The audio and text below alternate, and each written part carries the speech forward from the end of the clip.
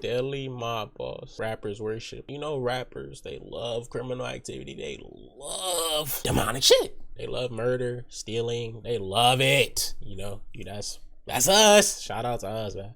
Black History Month. Shout out. In February 1990, a swarm of police officers descended upon mob boss John Gotti, but he wasn't worried. That's what we worship. He told him, "I give you 3-to-1 odds, I beat this case."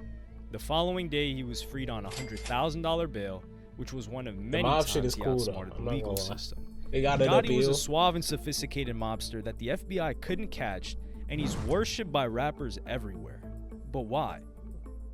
Because John Gotti it's like, why do we worship? But you don't apply. Like, they don't like rats, but they're not gonna handle rats like the mob or the cartel would. The cartel's gonna skin your face off, skin your nipples off, rip your ball sack off, stuff them in your mouth, stuff your balls in your mouth, your mother's breast, because they sliced off both of her breasts and she didn't have breast cancer. That's how they get out. Out here, they're not doing that. They let a rat walk free. 6ix9ine.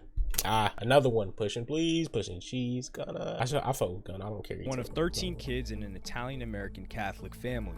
Like, they're trying to emulate it, but they're not fully emulating it. And that's a good thing for us. He turned to petty crime as a teenager. I don't want it. Between the ages of 18 and 26, he was arrested 9 times. He got involved with the Gambino family, one of New York's biggest crime gangs. Led by Carlo Gambino, Gotti was a promising young member among their ranks. Man, imagine living in this time period. He was hit with another arrest. Oh my God. He was charged with hijacking a truck and pleaded guilty to all charges. He spent the rest of his 20s behind bars and was sentenced to 3 years. He can just send out hits. But once he got out, he did not go on the straight and narrow. In fact, things got much, much worse. Irish mobster James McBratney abducted and murdered Carlo Gambino's nephew, and Gotti was called in to help get revenge. Gotti and others gave McBratney a taste of his own medicine when he too was also abducted and killed. However, Gotti did not get away scot-free for this job. He was caught by police but managed to get away with only a manslaughter charge and went to prison for 4 years. During this time, he was allowed to leave the prison and meet up with other prisoners at restaurants. Thank God I'm a nerd and stayed in the fucking house and played video games and didn't get into none of this. Get back to his home Not in this Howard type Beach shit, like normal shit in America. family used their dirty tricks to reward him with the most hospitable prison sentence imaginable. Better play Hogwarts Legacy after this. During his sentence, Carlo Gambino died from natural causes, and his brother-in-law, Paolo Castellano, followed as his successor. Gotti's mentor, Agnello Della Croce, was also given a promotion and controlled half of the syndicate, like an oil meaning that upon release, Gotti was also destined for great things.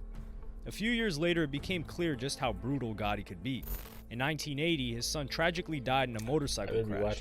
He was hit by a car driven by John Favara. I'd rather be watching YouTube. I'm not trying to go kill a nigga. I want to watch YouTube. I want a Hello Yassine video. I want to watch a Patrick CC. I want to watch a Sunny V2. I want to watch and it was deemed an accident. Lawvender. However, Favara mysteriously disappeared afterward. Lawvender. Witnesses claimed to have seen Gotti's wife attacking Favara with a baseball bat before he was kidnapped in the back of a van. He was not seen or heard of since. God damn. By 1985, Gotti's brother Gene, who was also working for the Let's be real, none of the niggas know about this drug shit. trafficking. They just However, know John Paul Gotti was Castellano had forbid the mafia from dealing drugs. He was so against his members messing with narcotics that it was punishable by death. For John Gotti, he had to decide where his loyalty lied, Castellano or his brother. In December of that year, Castellano stepped out of his limo to make his way to Sparks Steakhouse in Midtown Manhattan. Before he could make his way inside, 4 assassins jumped out and shot him dead in the middle of the street. God damn. Sitting in a car nearby was John Gotti. Is there a who had orchestrated documentary the entire attack. Gotti was now assumed leader of the mob, TV show it and is? Gravano was rewarded with a senior position. I'm not gonna lie. From here on, Gotti became a celebrity and was known for a stylish image and for brandishing. Oh, he's Teflon. Rather than keep a low profile to disguise That's his where that criminal come from? enterprise like they were known for, Gotti became a celebrity, and he was incredibly successful.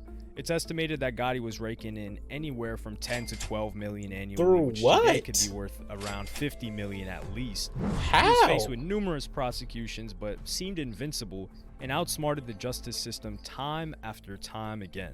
In 1986, he was arrested by police for racketeering. Oh, that's when the charges. RICO came out. When the trial was done, Gotti walked home in RICO came out, shit The changed. FBI later found out the jury had fixed a verdict. The juror who accepted They changed the game out. spent Like when Steph got in the league, he introduced the 3. They introduced the Rico. 3 years in prison for obstruction of justice. But Gotti got away He didn't scot-free. introduce the 3. He went to trial 3 times, and on each prevalent to occasion, do. he walked away a free man. He soon earned himself the nickname, the Teflon Don.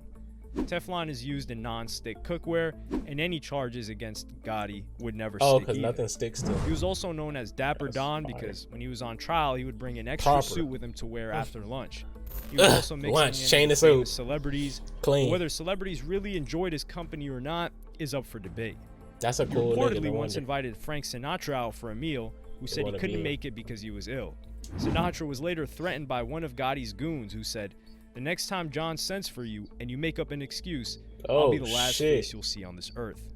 Gotti also had a weakness for I will gambling be there. and once spent $300,000 in one weekend. He thought he was gonna turn that down. His brother Gene and another friend were so concerned about his gambling addiction that they wanted to stage an intervention, but were too terrified to carry it out. His position as a criminal who could not be touched started to humiliate the authorities. The public even warned to the fact that he was sticking it to the man. He once told an FBI officer to his face that FBI stands for Forever Bothering Italians. However, by 1990, an FBI agent named Robert Mueller was hired to investigate Gotti.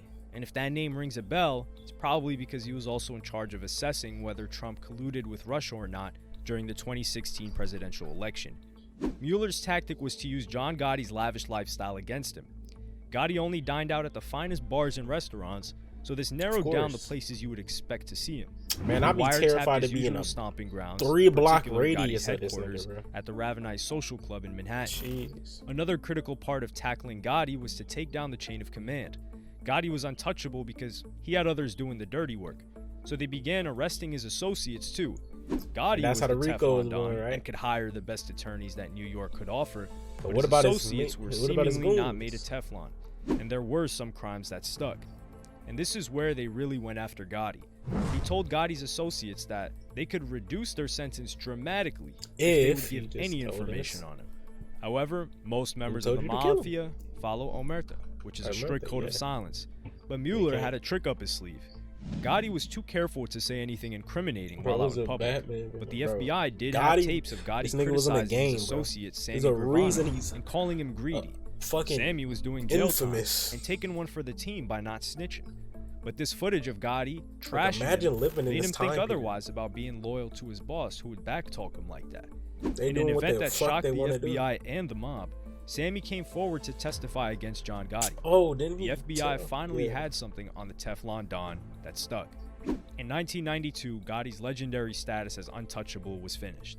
He was sentenced to life in prison and convicted of murder, racketeering, and obstruction of justice.